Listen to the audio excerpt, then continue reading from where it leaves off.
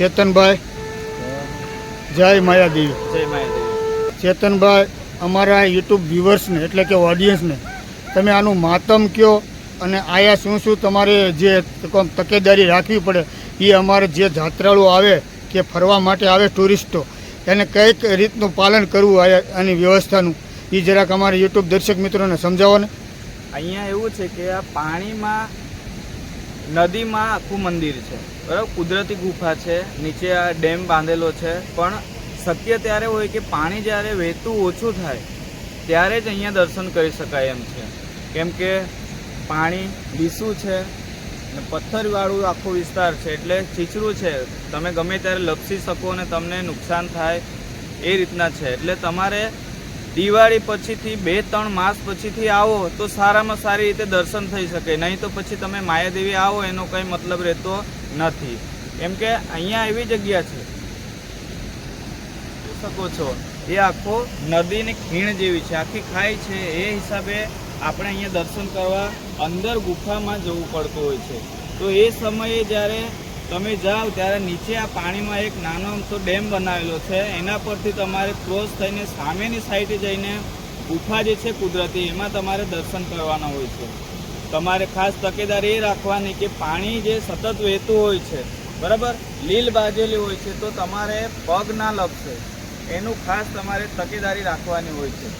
બીજું કે અહીંનું માયાદેવીની જે સ્ટોરી છે, માયાદેવી ક્યારે પ્રખ્યાત થયું, કઈ રીતના પ્રખ્યાત થયું એ તમને જણાવતા કહીશ કે સ્ટાર્ટિંગમાં જ્યારે અહીંયા કોઈ જાતનું ડેવલપમેન્ટ ના હતું, માયાદેવી ત્યારે આબેહૂબ થયા કે અહીંયા જે લોકો છે સ્થાનિક લોકો અહીંયા ખેતી કામ માટે આજુબાજુ ગામથી આવતા હતા અને પોતાના ખેતરમાં પોતાના વ્યવસાય પ્રમાણે જે ખેતી કરતા હતા એ ખેતીમાં એ લોકો પારંગત હતા અને ખેતી કરતા હતા, પણ અમુક બનાવ એવા બન્યા કે અહીંયા રાત્રે અથવા દિવસે ક્યારેક ઢોલ નગારા વાગતા, ક્યારેક તગારા પાવડાનો અવાજ આવતો, ક્યારેક ત્રિકમનો અવાજ આવતો, તો વળી ક્યારેક અહીંયા કોઈ મશીન મૂકતું, પાણી પંપ વાળવા માટે જે મશીન આવે છે, જ્યારે મોટર નહોતી ત્યારે જે મશીનો હતા એ મશીનો મૂકતા તો ઓટોમેટિક ચાલુ થઈ જતા, ઓટોમેટિક બંધ પણ થઈ જતા।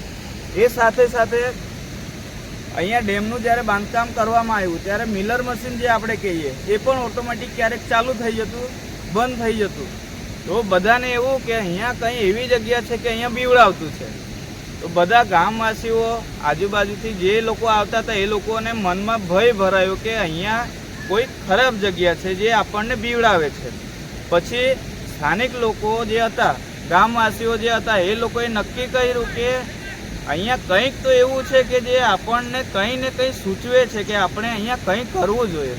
તો અમારા દાદા લોકો હતા અને ગામવાળા બીજા ઘણા બધા હતા, એ લોકો આવ્યા અહીંયા, પછી એમણે દીવો અને બત્તી કરી અને માતાજીને શું કીધું કે આ બધું જે થતું છે ઓટોમેટિક જે ચાલુ થઈ જાય છે, ઢોલ નગારાનો અવાજ આવે છે, તો એ બંધ થઈ જાય તો અમે તમને સોમવારે નારિયેળ ચડાવી જઈશું અથવા તો દીવો અગરબત્તી કરી જઈશું, એમ એમણે માનતા રાખી। સ્ટાર્ટિંગમાં જ્યારે એ લોકોએ માનતા રાખી તો અવાજ બંધ થઈ ગયો, પછી ક્યારેક કોઈને મશીનનો જે અવાજ છે તે ચાલુ થઈ જતો, તો આજુબાજુથી જાણ મુજબ ખેડૂતોએ નક્કી કર્યું કે ત્યાં દીવો બત્તી કરવાથી એ બધું બંધ થઈ જતું છે, તો આપણે પણ જઈ આવીએ। તો આજુબાજુના જેટલા બી ખેડૂત હતા એ લોકોએ નક્કી કર્યું કે આપણે દર સોમવારે પૂજા કરી દઈશું, અહીંયા જે ઢોલ નગારા વાગતા છે, જે અવાજ આવતો છે તે અવાજ આવવો જોઈએ નહીં। તો એ હિસાબે જ્યારથી એ લોકોએ રેગ્યુલર સોમવારે દીવાબત્તી ચાલુ કરવાનું નક્કી કર્યું, ગામમાંથી કોઈને કોઈ એક જણાએ આવીને અહીંયા પૂજા પાઠ કરવાનું, તો પછીથી જે આખું વાજિંત્ર હતું એ આખું બંધ થઈ ગયું।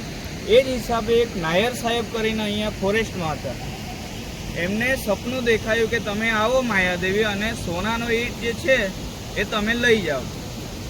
નાયર સાહેબ જે હતા તે ફોરેસ્ટ ડિપાર્ટમેન્ટમાં હતા, હવે એમને સપનું દેખાયું કે તમે માયાદેવી આવો અને સોનાનો ઈંટ લઈ જાઓ, તો કઈ રીતના લઈ જવાનું, કાથી લઈ જવાનું એમને ખુદને કંઈ ખ્યાલ નથી।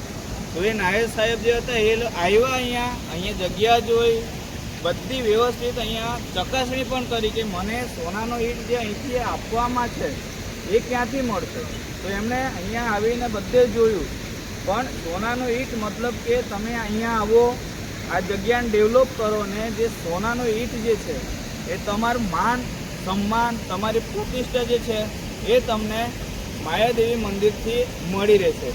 એનો મતલબ એવો થયો. હવે થયું એવું કે મંદિરનું બાંધકામ જે છે તે અધ વચ્ચે અટકી ગયું. નાયર સાહેબ જે હતા ફોરેસ્ટમાં એમની બદલી થઈ ગઈ. બદલી થઈ ગયા પછી મંદિરનું જે બાંધકામ વાળું હતું એ આખું અટવાઈ ગયું. પછી એ જતા રહ્યા બીજે સ્થાને.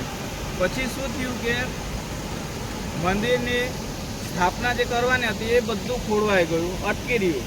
ઓટોમેટિક માતાજીના પ્રયાસના લીધે એ નાયર સાહેબની બદલી પાછી ભેંસ કાતરી ફોરેસ્ટ ડિપાર્ટમેન્ટમાં થઈ અને એ નાયર સાહેબ આવ્યા અને પાછું જે મંદિરનું બાંધકામ બાકી હતું એ પૂર્ણ કર્યું ને એમણે આખું મંદિર વ્યવસ્થિત સ્થાપના કરીને એમાં મૂર્તિ નાખી સ્થાપના કરાવી. તો નાયર સાહેબ જે હતા તો માતાજીની કૃપાથી એમની બદલી પણ થઈ ગઈ હતી, પાછા અહીંયા આવી પણ ગયા. અને સોનાનો ઈંટનો મતલબ એ હતો કે આજે એમનું નામ સુવર્ણ પત્રક પર બોલાતું છે કે નાયર સાહેબને સોનાની ઈંટ મળેલી. સોનાની ઈંટ મતલબ કે જે મંદિરનું બાંધકામ થયું તે નાયર સાહેબના હાથથી થયું અને આજે નાયર સાહેબના નામથી આ માયાદેવીનો જે ઇતિહાસ છે તે એનું ગણના થાય છે.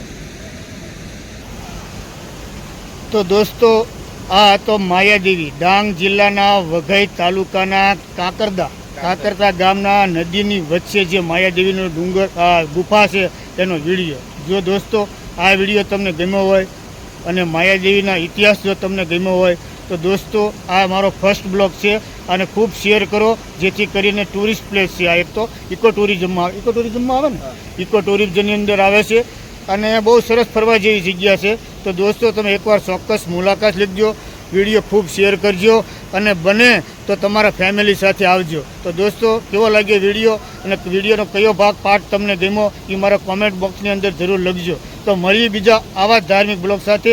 ત્યાં સુધી રજા લઈએ. વિડીયો પૂરો જોવા બદલ આપનો ખૂબ ખૂબ આભાર. આવજો.